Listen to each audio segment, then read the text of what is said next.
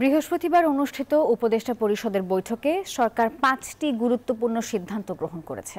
মন্ত্রিপরিষদ বিভাগের সংবাদ বিজ্ঞপ্তি অনুযায়ী মৎস্য সুরক্ষা ও সংরক্ষণ সংশোধন অধ্যাদেশ, ২০২৫ সরকারি চাকরি সংশোধন অধ্যাদেশ এবং জুলাই গণ অভ্যুত্থান শহীদ পরিবারের পুনর্বাসন সংক্রান্ত অধ্যাদেশ নীতিগত ও চূড়ান্ত অনুমোদন পেয়েছে।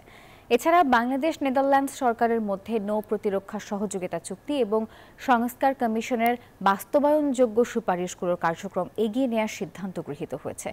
সব অধ্যাদেশ চূড়ান্ত অনুমোদনের আগে লেজিসলেটিভ ও সংসদ বিষয়ক বিভাগে ভেটিং করা হবে।